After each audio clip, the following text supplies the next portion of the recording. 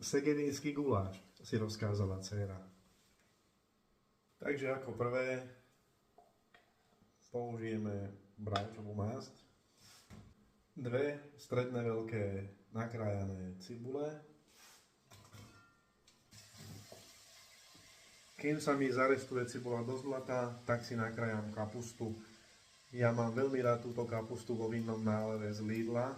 Naozaj je výborná, používam už len tú. Akurát si ju treba nakrájať na menšie kúsky, keď nechcete, aby vám trčali z úst špagáty.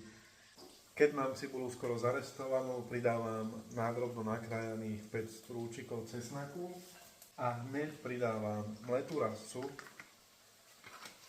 1 lyžičku,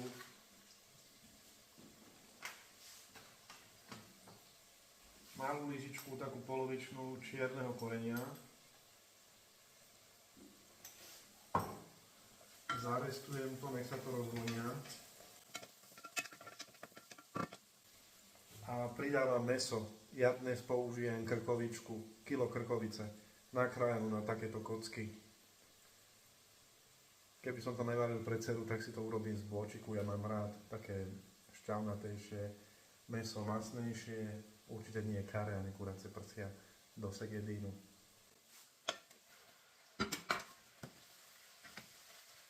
Keď mám mäso zatiahnuté, tak pridávam mix paprík. Už som vám spomínal, že si miešam sladkú s údenou.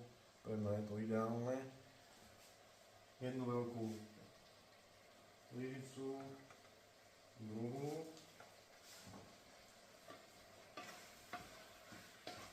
Rýchlo zarestujem, premiešam.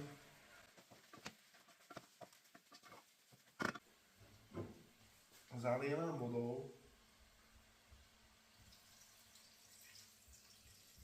A len trošku, aby mi to nezhorklo.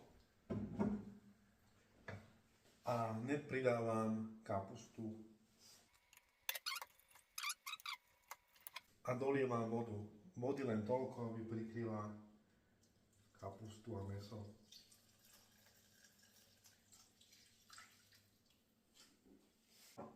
Pridám 1 bobkový list. Prikryjem a nechám dusiť zhruba hodinu. Takže mäso máme skoro mäkké a ideme si to dochutiť a zaústiť. Ja mám rád, keď je segedín taký viacej krémovejší a není moc kyselý. Takže 1 lyžičku múky,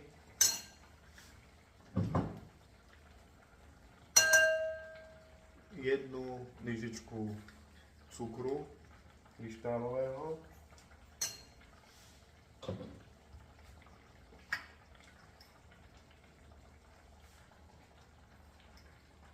polovicu lyžičky soli. Tú sol, to je najlepšie, keď si každý dáte podľa chuti. Ja si dosávam na konci, keď mám málo. Smotanu. Ja používam túto 30%. A keď to chcem mať viacej krémové, tak použijem 1,5 kelímka, čože nejakých 300 gramov. Všetko to spolu takto rozmiešam,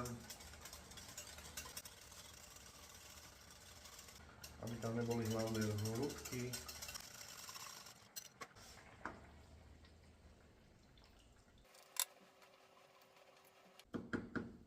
Nechám to ešte pol hodinku prevrieť a môžeme servírovať.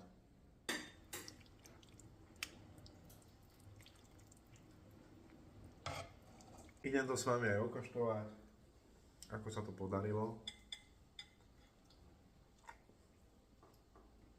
Dobre.